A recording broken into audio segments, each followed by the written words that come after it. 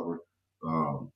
When did you guys realize? Because I guess it's a story that KB ended up pointing out the Sentinels getting taken by what's your coach name? The one that was recent that Craig. was at Coach Greg that was recently at FSU previously. Then ended up going to Auburn. He was at A&M with Jimbo too. When did you guys like realize? I know let's say KB pointed that out. So walk us through that story about the Sentinels being stolen. Man, when you're in that moment, like I didn't even notice it at the time until we got into halftime. And you know, we can be up 40 and Jimbo, we still looking like, oh shit, we don't did something wrong. Jimbo's a perfectionist. He gonna point out something and maybe he'll give you a smirk and a keep it up type shit. But that was the calmest bro was ever during the halftime speech, which again, what we needed. You know what I mean? We were like, hey, bro fully trusts us and we gotta adjust. And we adjusted well.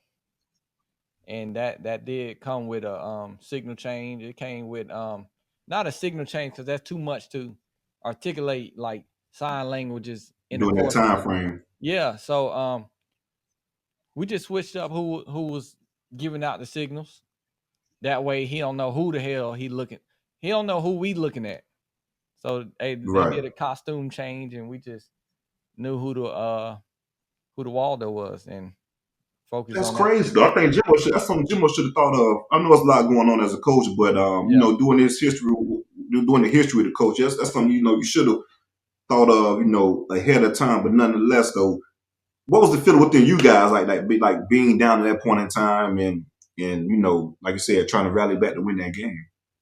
No, man, we had battled so much at that point on the field and off the field that I think at the time, um, regardless win or lose, we was gonna be brothers. So we also quickly got back to the point where it's like, but we don't came this far and overcame this much. Like, fuck it. Like, let's play for everything.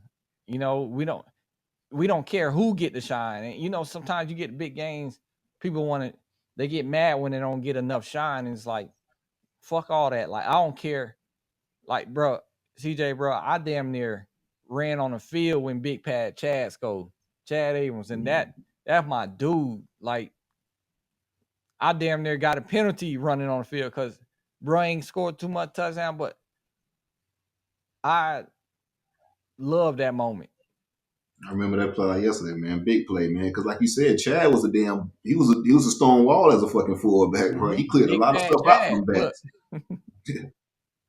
For but real, but you yeah, better bring your lunch pail and your hard hat whenever you meeting Chad in the hole for sure. So yeah. we get to the point where Auburn scoring the defense, which was surprising as hell to me. They ended up scoring on the defense for what they thought was the damn game winning touchdown. Of course, you got the Trey Mason premature Heisman polls, this, that, and the other. What Mhm. was you guys' mindset? What was the message like going within that last drive? And Man, how from a perspective of having a guy like Jameis Winston, how confident were you guys were within that drive, knowing like, hey man, I got this guy at quarterback. I know he's going to make the right decision, this, that, another. very confident, man. We got into that practice week. We was out there 2 weeks, man. And people chill, coaches chill on the players' bodies at the end of the year, all them banging. But this dude Jimbo still had us regular practice from like week one type shit, like full pat. We were getting the schedule. We were like, man, this dude, wow as hell. Like, This dude nuts. yeah, like, man, we in California, bro. But hey, I'm glad he didn't do it. And like I said, we had rep that 2 minute into the game we down for all year. He was smart to not change that because that's literally what we came down to. So all the little key components that we still practice, like even the Carlos Williams fake punt, we practice that shit every week. We ain't gonna rep it like 20 times, but we still had it, which is crazy every week. So Well, that play was big too, but it was it was much needed big. too. Because if we would have missed that, I don't know how that shit would have went. It was a lot of shit, and man, everybody, like I said, we locked into our job, and I still agree with that to this day. If everybody lock into their job and play for one another, then you're looking at a good run, and that's what we had. We ain't had no selfishness. We ain't had no. It's different now. Like you said, you got NILs and all that stuff like that, but it's we we locked in, and I'm just glad that we trusted like our coaches. I'm glad we trusted each other. That last drive, we was calm as ever. Like it, very calm. So you guys end up winning the national championship. How was that? What was that feeling like winning the Natty? Like that's you don't hear that too often. Mhm. A lot of programs haven't done it.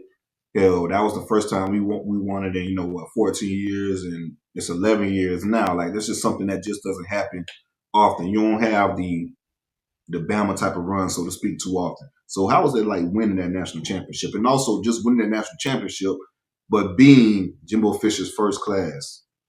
It was special for sure. But it was just like after that point, it was just like, man, like it's almost inevitable that you're gonna have that next thought of like, damn, what's next now? No matter how long it can take right away, it can take next week, but it was a mixture of emotions, and we got to train for pro day. You got guys who trying to decide what they're gonna do. It was just a lot, and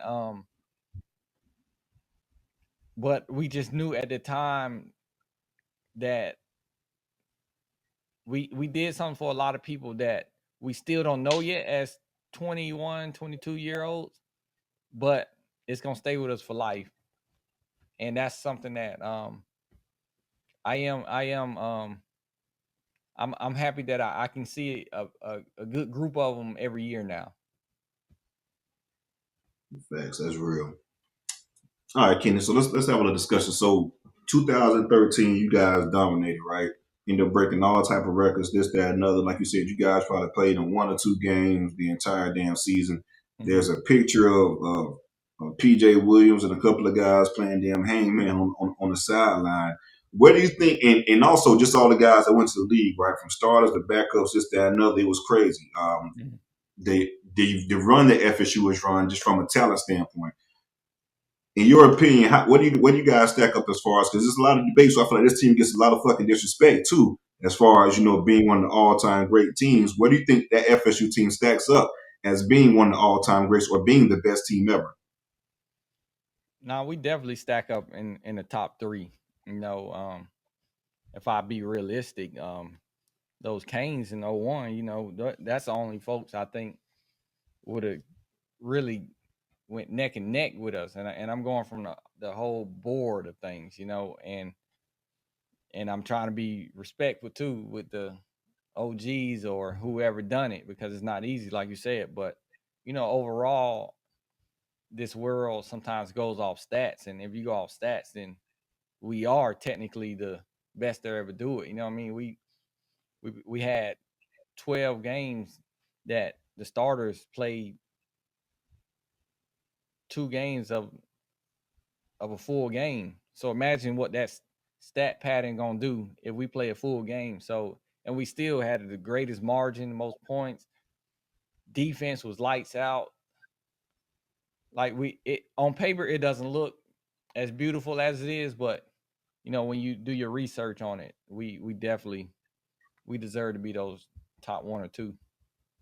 I mean, that team had no weakness. You had the best offense in the country, the best defense in the country. You had the best goddamn kicker in the country. The only weakness was freaking what? Punting. We never punted the damn ball. We had the best kick return in the country with Kermit. So it was really no weakness within that team Yeah, from top to bottom. Like, some teams will have, we weren't that good in special teams, or defense was great, offense struggled, but it wasn't yeah, no weakness at all. Everything was top tier in all three phases. not facts. And I've learned coming on the other side of things as far as the fan world that you're gonna have people disagree, but at the end of the day, they got to respect what we did, and which is beautiful because we are Florida State, and is in the history books of doing it.